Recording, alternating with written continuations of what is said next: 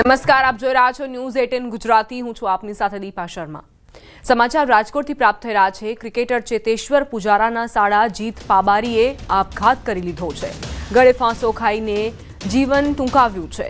જીત પાબારી અગાઉ દુષ્કર્મ મામલે વિવાદમાં પણ આવ્યા હતા. કયા કારણોસર તેમણે આપઘાત કર્યો તે હજુ સ્પષ્ટ નથી. પોલીસ એ અંગે તપાસ કરી રહી છે. પોતાના ઘરે ગળે ફાંસો ખાઈને તેમણે જીવન ટૂંકાવ્યું. પૂર્વ મંગેતર દ્વારા દુષ્કર્મની ફરિયાદ નોંધાવવામાં આવી હતી.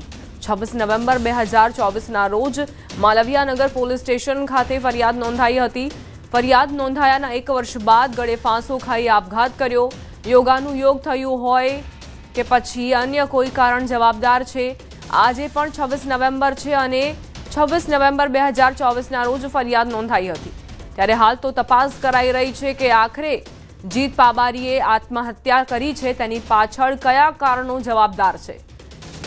ક્રિકેટર ચેતેશ્વર પુજારાના સાળા છે જીત પાબારી અને તેમણે ગળે ફાંસો ખાધો છે. સમાચારોમાં આગળ વધીએ. ગીર સોમનાથથી સમાચાર, જ્યાં માનવ ભક્ષી સિંહણનો આતંક યથાવત છે. ગીર ગઢડાના પીછવી ગામમાં 2 વર્ષની બાળકીને સિંહણે ફાડી ખાધી. જંગલની બોર્ડર પર રહેતા પરિવારની બાળકી પર હુમલો કર્યો.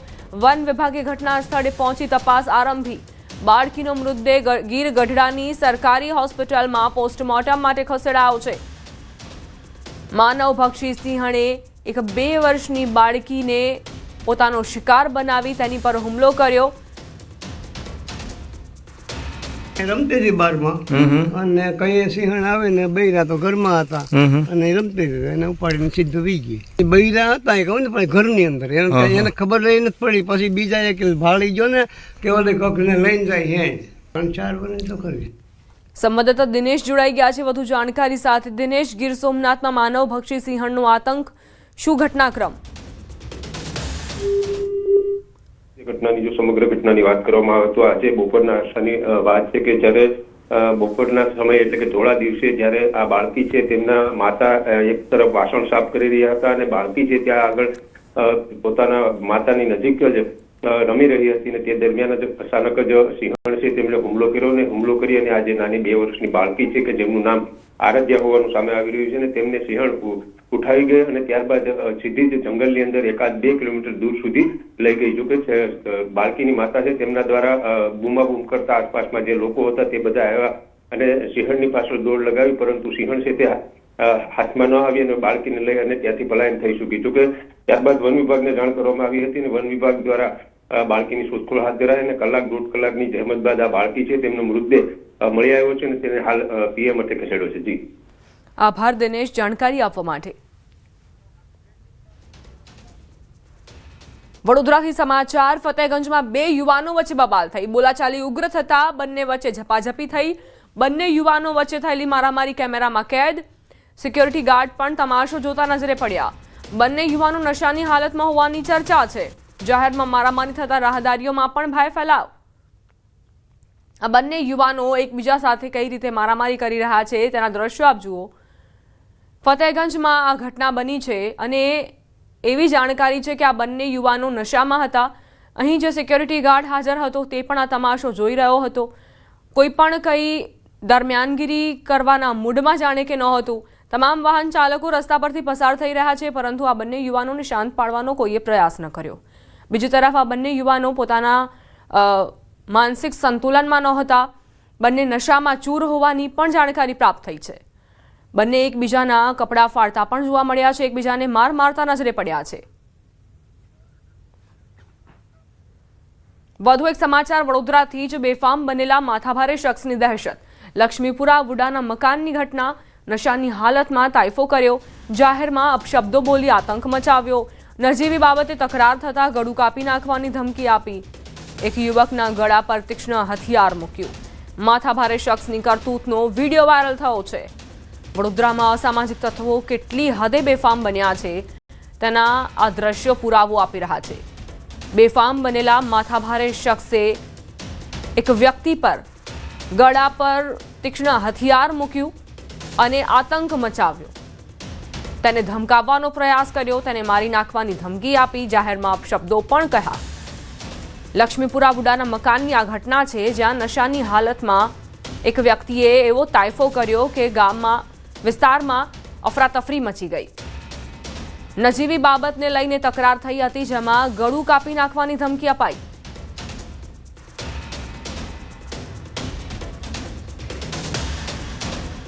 સમાચાર અરવલ્લીથી. કોંગ્રેસની જન આક્રોશ યાત્રા શામળાજી પહોંચી. આશ્રમ 4 રસ્તા પર યાત્રાનું ભવ્ય સ્વાગત કરાયું. સાંસદ હેમાંગ જોશીના પત્રનો અમિત ચાવડાએ જવાબ આપ્યો. પીએમ આમંત્રણ આપશે તો રાહુલ ગાંધી જરૂર આવશે. ગાંધી સરદાર નહેરુની ત્રિપુટીએ અનેક લડાઈ લડી છે. તો કોંગ્રેસની જન આક્રોશ યાત્રા જ્યારે શામળાજી પહોંચી તો આશ્રમ 4 રસ્તા પર તેનું ભવ્ય સ્વાગત કરવામાં આવ્યું. આ દરમિયાન સાંસદ હેમાંગ જોશીના પત્રનો પણ અમિત ચાવડાએ જવાબ આપ્યો. તેમણે કહ્યું કે જો પીએમ આમંત્રણ આપશે તો રાહુલ ગાંધી જરૂર આવશે. ગાંધી સરદાર અને નહેરુની ત્રિપુટીએ અનેક લડાઈઓ લડી છે તેવું કહેવું છે અમિત ચાવડાનું. ફૂલહાર પહેરાવીને અને તમામ આગેવાનોનું સ્વાગત કરવામાં આવ્યું. કાર્યકર્તાઓ પણ અહીં હાજર જોવા મળ્યા.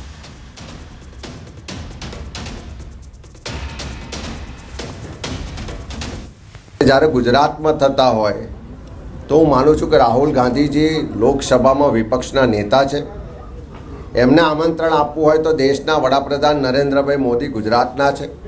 નરેન્દ્રભાઈ મોદીજીએ એમને વિધિવત લેખિત આમંત્રણ મોકલવું જોઈએ તો ચોક્કસ રાહુલજી પણ એમાં સામેલ થાય. અને રાહુલજીએ હંમેશા ગાંધી સરદાર નહેરુની જે ત્રિપુટી હતી અને જે દેશ માટે વિઝન આપ્યું, જે દેશ માટે આગળના કાર્યક્રમો આપ્યા, એને આગળ લઈ જવાની વિચારધારા કોંગ્રેસની છે. એસઆઈઆરની કામગીરીની આડઅસર બાળકોના શિક્ષણ પર પડી રહી છે. શિક્ષકોને ચૂંટણીલક્ષી કામગીરી સોંપવામાં આવતા શાળાઓમાં શિક્ષણ કાર્ય ખોરવાઈ રહ્યું છે. સ્થિતિ એવી છે કે શિક્ષકોના અભાવથી 2 થી 3 વર્ગના વિદ્યાર્થીઓને એક જ રૂમમાં બેસાડવા પડી રહ્યા છે. મહેસાણા શહેરમાં આવેલી ઇન્દિરાનગર પ્રાથમિક શાળાની વાત કરીએ તો કુલ 17 શિક્ષકોમાંથી 3 શિક્ષકો BLOની કામગીરીમાં ગયા છે. 2 રજા પર છે, 2 શાળાકીય કાર્યક્રમમાં વ્યસ્ત છે, એટલે કે 7 શિક્ષકો હાજર નથી. બાકી વધેલા 10 શિક્ષકો શાળાના બાળકોને અભ્યાસ કરાવી રહ્યા છે, જેથી 2 વર્ગના વિદ્યાર્થીઓને એક જ વર્ગમાં બેસાડવાની ફરજ પડી છે. આ જ સ્થિતિ જિલ્લાની અન્ય શાળાઓમાં પણ જોવા મળી રહી છે. અત્યારે હાલ મારી એસઆઈઆરની કામગીરી છે, એટલે અમે એક સતત એનમાં જ રોકાયેલા છીએ અને મારા વર્ગનું કામ બીજા શિક્ષકો કરી રહ્યા છે. અને અત્યારે હાલ એસઆઈઆરની કામગીરીમાં એટલા બધા વ્યસ્ત છીએ કે બાળકોનું ધ્યાન આપી શકતા નથી. હાલમાં એસઆઈઆરની કામગીરી ચાલે છે અને સાથે સાથે કુલ સ્ટાફ જે 15 + 16 1 અને સાથે જ્ઞાન છે કુલ 17, એમાં 7 શિક્ષકો આજે કામગીરીની અન્ય કોઈ બાબતમાં રજાને રોકાયેલા છે અને જેના કારણે થોડું ઘણું બાળકો જે છે તે બંને ક્લાસ મર્જ કરી અને કામગીરી કરવામાં આવી રહી છે, જ્યાંથી બાળકોનું કોઈ અભ્યાસમાં આડઅસર ન થાય અને અભ્યાસ વ્યવસ્થિત ચાલુ રહે. અમદાવાદથી સમાચાર. નવરંગપુરામાંથી કોલ સેન્ટર ઝડપાયું. આયુર્વેદિક દવા આપવાના બહાને છેતરપિંડી કરતા પોલીસે છેતરપિંડી કરનાર 4 આરોપીની ધરપકડ કરી. લોકો પાસેથી નાણાં પડાવ્યા બાદ ફોન બંધ કરી દેવાતા અમેરિકામાં વસતા ગુજરાતીઓને ટાર્ગેટ કરતા હતા. પોલીસે આરોપીઓના રિમાન્ડ મેળવી તપાસ શરૂ કરી છે. અમદાવાદથી આ આખું કૌભાંડ જે છે તે ઝડપાયું છે, જેમાં 4 આરોપીની ધરપકડ કરાઈ છે. આયુર્વેદિક દવા આપવાના બહાને આ લોકો છેતરપિંડી કરતા હતા. પોલીસે છેતરપિંડી કરનાર 4 આરોપીની ધરપકડ કરી છે. તેઓ લોકો પાસેથી નાણાં પડાવ્યા બાદ પોતાનો ફોન બંધ કરી દેતા હતા. અમેરિકામાં વસતા ગુજરાતીઓ તેમના સોફ્ટ ટાર્ગેટ હતા.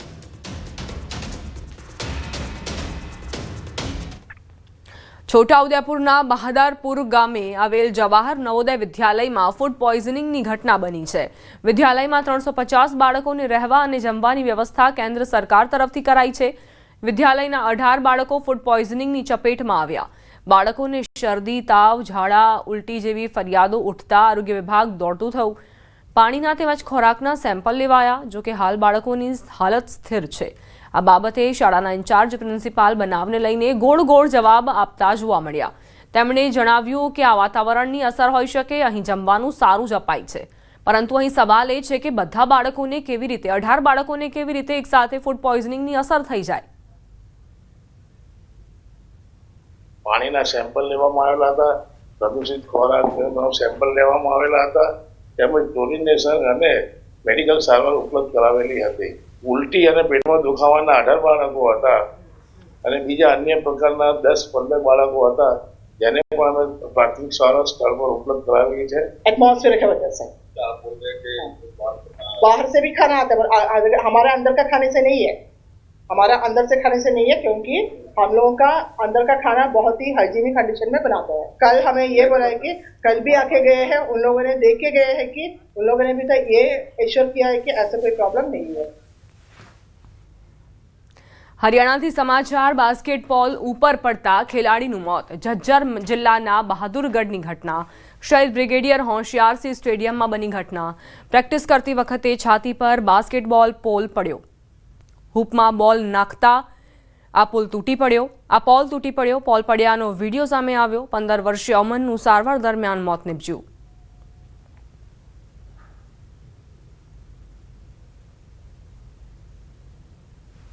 સમાચારોમાં આગળ વધીએ. બિહારના વૈશાલીમાં આજે સવારે સાયકલ ચલાવતી 2 વિદ્યાર્થીનીઓને એક ઝડપી ડમ્પરે ટક્કર મારી હતી. બંનેની હાલત ગંભીર છે. બેલસર પોલીસ સ્ટેશન વિસ્તારના જરંગ ચોકમાં આ સમગ્ર ઘટના બની, જે સીસીટીવીમાં કેદ થઈ. અકસ્માત થયો ત્યારે બંને વિદ્યાર્થીઓ એક જ સાયકલ પર કોચિંગ ક્લાસે જઈ રહી હતી. બંનેની હાલત ગંભીર છે. સ્થાનિક લોકોએ ડમ્પરને કબજે લીધું છે.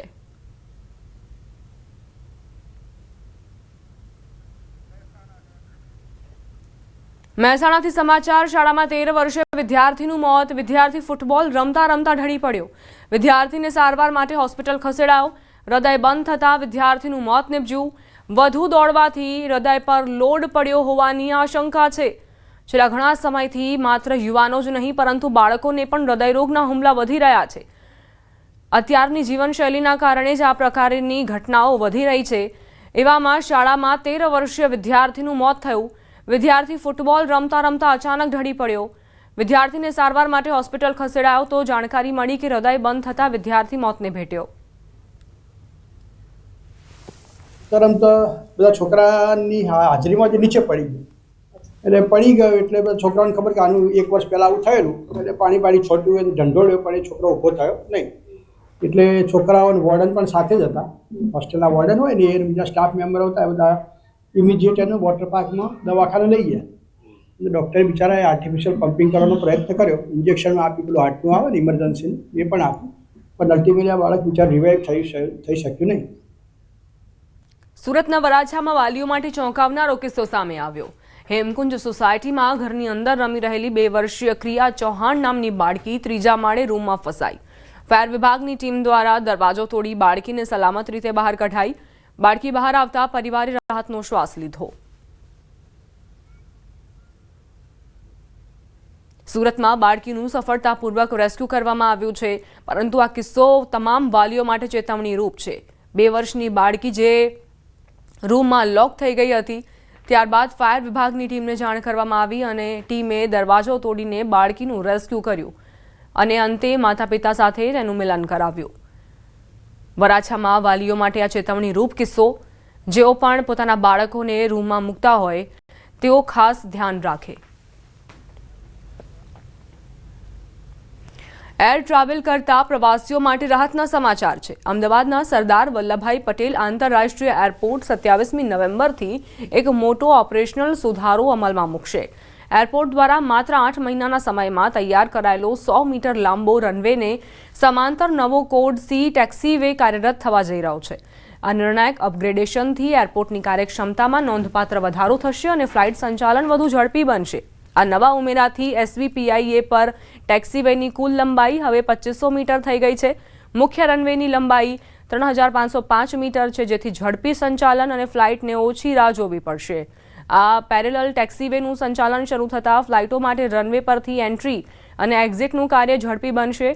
વિમાન માટે પાર્કિંગ અને રનવેને જોડતા ટેક્સીવેની લંબાઈ વધારાઈ છે. ટેક્સીવેની લંબાઈ 1126 મીટર સુધી વધારાઈ છે. રનવે પરનું ભારણ ઘટતા ટ્રાફિક મૂવમેન્ટ પ્રતિ કલાક 20 થી 28 થશે. અમદાવાદના સરદાર વલ્લભભાઈ પટેલ ઇન્ટરનેશનલ એરપોર્ટ ઉપર સતત જે ભારણ વધી રહ્યું છે તેને લઈને એક મહત્વપૂર્ણ કામગીરી છે તે એરપોર્ટ ઓથોરિટી દ્વારા અહીં કરવામાં આવી છે. ખાસ કરીને હું આપને જે બતાવી રહ્યો છું, જે રનવે પર હું ઊભી રહ્યો છું, અને ખાસ કરીને એક નવો ટેક્સી વે છે તેની લંબાઈ છે તે સતત વધારવામાં આવી રહી છે, કારણ કે વિમાન માટે જે પાર્કિંગ અને રનવેને જોડતું જે ટેક્સી વે હોય છે તેની લંબાઈ જે કહી શકાય છે કે 1 કિલોમીટરથી પણ વધુ હાલ લંબાવવામાં આવી છે. હાલ હૈયાત 2 કિલોમીટર હતી, પરંતુ તેમાં વધુ 1 કિલોમીટર ઉમેરવામાં આવી છે. તેને લઈને જે ટેક્સી વેની જે લંબાઈ છે તેમાં વધારો થયો છે. આ વધારાના કારણે જે કહી શકાય છે કે જે રનવેની જે મૂવમેન્ટ છે તે વધુ ઝડપી બનશે, અને સાથે જે ટ્રાફિક મૂવમેન્ટ જે પ્રતિ કલાક 20 હતી તે હવે વધીને 28 થઈ જશે. એટલે ચોક્કસ એ કહી શકાય કે જે પ્લેનની અવર જવર જે છે તેમાં વધારો થશે, તેમાં સમય બચશે, ફ્યુલ બચશે, અને સાથે જ જે કહી શકાય કે ટેક ઓફ અને લેન્ડિંગ દરમિયાન જે કામગીરી થવાની હોય છે તેમાં પણ મોટો બેનિફિટ છે તે હાલ અહીં જોવા મળશે.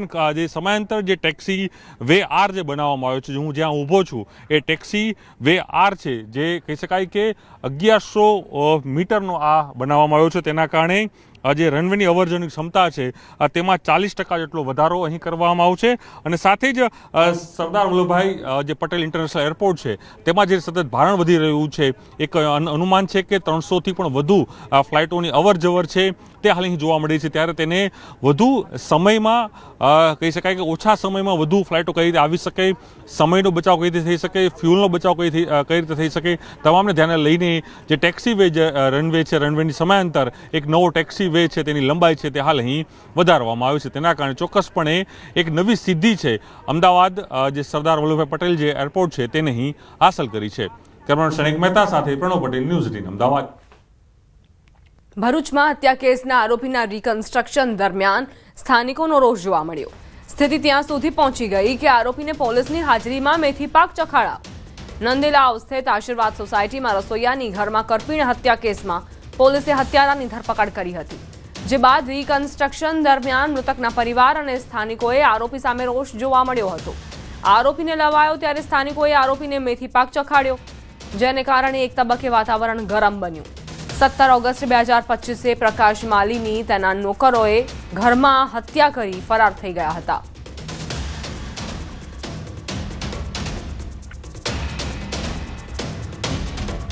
ભરૂચમાં રસોઈયાની હત્યા કરવામાં આવી હતી. તેના જ ઘરમાં તેને મોતને ઘાટ ઉતારવામાં આવ્યો હતો. જ્યારે આરોપીને પકડીને અને પોલીસ સ્ટેશન લાવવામાં આવ્યો તો આરોપીને પરિવારે મેથી પાક ચખાડ્યો, અને સાથે અન્ય પણ લોકોની ભીડ હાજર હતી, જેમનો પિત્તો તેમણે ગુમાવી દીધો હતો. તેમનો રોષ 7મા આસમાને પહોંચી જતા જ આરોપીને મેથી પાક ચખાડ્યો. એ દરમિયાન પોલીસ તરત જ આરોપીને લઈને અને પોલીસ સ્ટેશન રવાના થઈ ગઈ. આરોપીનું રિકન્સ્ટ્રક્શન દરમિયાન સ્થાનિકો વિફર્યા હતા. આ આરોપી પર આરોપ છે કે તેણે 17 ઓગસ્ટ 2025ના દિવસે પ્રકાશ માલીની તેના નોકરોએ, જેમાં આરોપી પણ સામેલ હતો, હત્યા કરીને ફરાર થઈ ગયા હતા, અને તેના કારણે જ પરિવારમાં ભારે આક્રોશ હતો. ઘરના મોભીની હત્યા બાદ પરિવાર સતત માંગ કરી રહ્યો હતો કે આરોપીને પકડવામાં આવે અને કડકમાં કડક સજા કરવામાં આવે. આખરે એક આરોપી ઝડપાયો છે. નંદલાવ સ્થિત આશીર્વાદ સોસાયટીમાં રસોઈયાની ઘરમાં જ હત્યા થઈ હતી, અને આ આરોપી તેની હત્યામાં સંડોવાયેલો છે.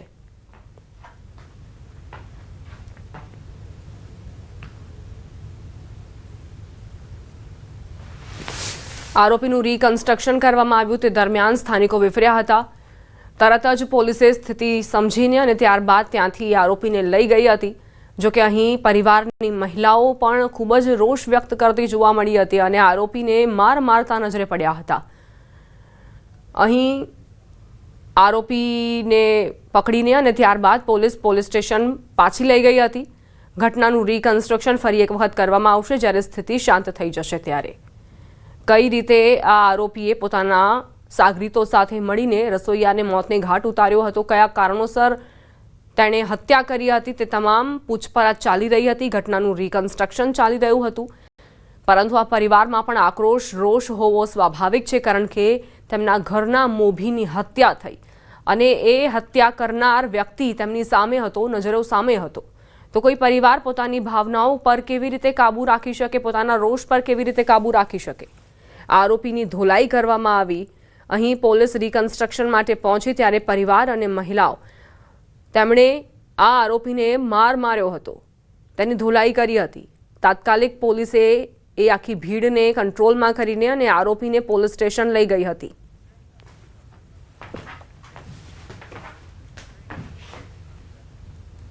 રોકાઈશું એક બ્રેક માટે. આપ જોતા રહો news 18 Gujarati.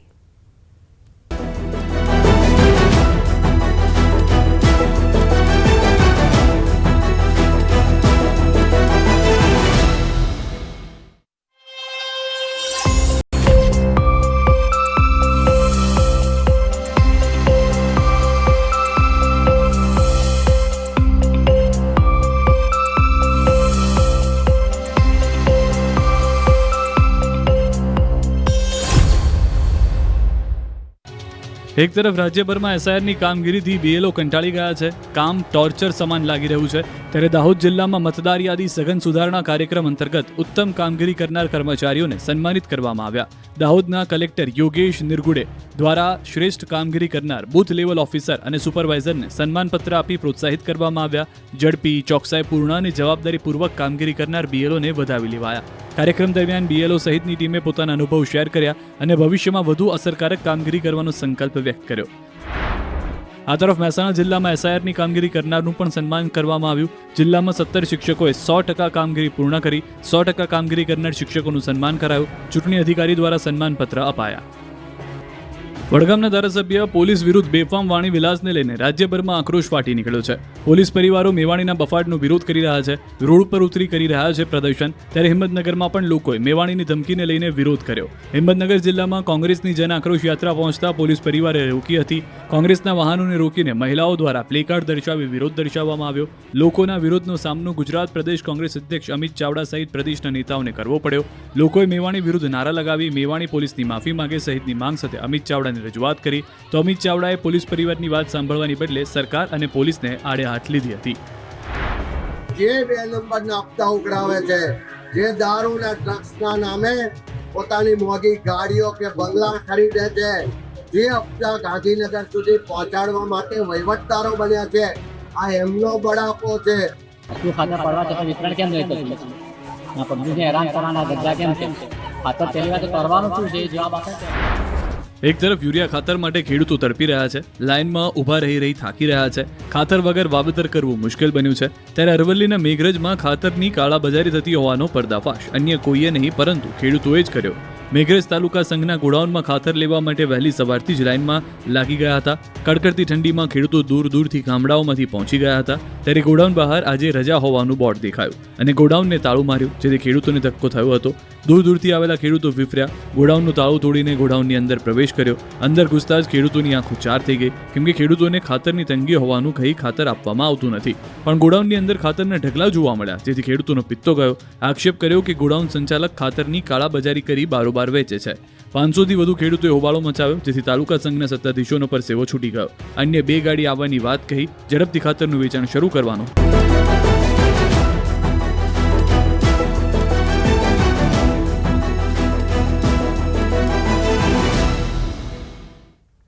Welcome back. Junagadh મગફળીના જથ્થામાં લાગી આગ. માંગરોળના ગોટાણા ગામની ઘટના. વહેલી સવારે આગ લાગતા અફરાતફરી મચી. 700 મણ મગફળી બળીને ખાક. અંદાજિત રૂપિયા 10 લાખનું નુકસાન થયું છે. આગ લાગવાના કારણે આ નુકસાન થયું હોવાની જાણકારી. કયા કારણોસર આગ લાગી તે હજુ નથી જાણી શકાયું. જૂનાગઢમાં જે આગ લાગી તેના કારણે મગફળીના જથ્થામાં ખૂબ જ મોટું નુકસાન થયું છે. વહેલી સવારે આગ લાગી હતી. 700 મણ મગફળી બળીને ખાક થઈ ચૂકી છે. આખરે કોણે આગ લગાડી? શું કોઈની બેદરકારીના કારણે આ આગ લાગી તે હજુ સ્પષ્ટ નથી થયું. પંચમહાલ જિલ્લાના ગોધરાના નદીસર ગામમાં ખનીજ માફિયાઓ બેફામ. ગ્રામ પંચાયતની પડતર અને ગૌચર જમીનમાંથી કરતા હતા ગેરકાયદેસર ખનન. 4.66 કરોડની માટી ખનન કરીને સરકારી મિલકતને પહોંચાડવામાં આવ્યું નુકસાન. ગ્રામજનોની ઉગ્ર રજૂઆત કરતા ખનીજ માફિયાઓ સામે કાર્યવાહી કરવામાં આવી. જિલ્લા ખાણ ખનીજ વિભાગ દ્વારા માફિયાઓ સામે નોંધવામાં આવી પોલીસ ફરિયાદ. 3 વ્યક્તિઓ સામે ફરિયાદ નોંધી કાર્યવાહી કરાઈ. અગાઉ સરપંચ, તલાટી અને સભ્યોએ સ્થળ પર જઈ ખનન બંધ કરાવ્યા બાદ પુનઃ પ્રવૃત્તિ શરૂ થઈ હતી. બેફામ ખનીજ માફિયાઓ સામે ક્યારે કાર્યવાહી કરાશે? તેમને કેમ કોઈનો ડર નથી? કાયદો વ્યવસ્થાનો કેમ કોઈ ડર નથી? નુકસાનીની ભરપાઈ કોણ કરશે તે એક મોટો સવાલ છે. આખરે કોણ જવાબદારી લેશે? વારંવાર ફરિયાદો કરવા છતાં પણ ખનીજ માફિયાઓની દાદાગીરી ક્યારે અટકશે? ખનીજ માફિયાઓ એટલા બેફામ બની ચૂક્યા છે કે તેઓ પોતાની જાગીર સમજી બેસે છે અને મન ફાવે તે રીતે ખનન કરી રહ્યા છે. ગ્રામજનોએ ઉગ્ર રજૂઆત કરી છે, તેમ છતાં પણ અહીં ખનીજ માફિયાઓ 4.66 કરોડની માટી ખનન કરીને સરકારી મિલકતને નુકસાન પહોંચાડવામાં આવ્યું છે. ગ્રામ પંચાયતની પડતર અને ગૌચર જમીનમાંથી આ ગેરકાયદેસર ખનન ચાલી રહ્યું છે, તેમ છતાં કોઈ જ પગલાં નથી લેવાયા.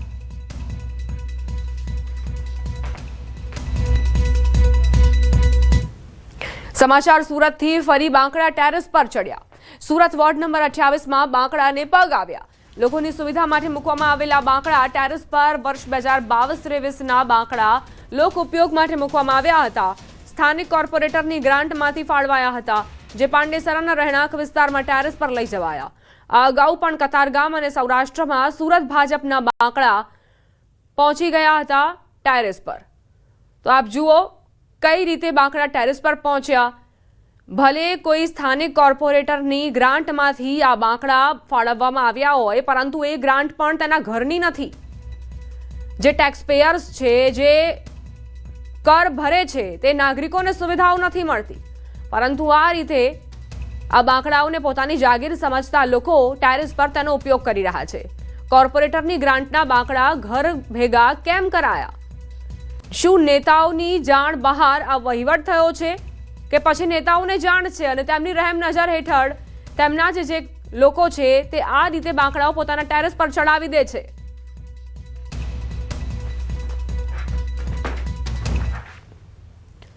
આ સાથે જ બુલેટિનમાં અત્યારે બસ આટલું જ. આપ જોતા રહો ન્યૂઝ 18 ગુજરાતી.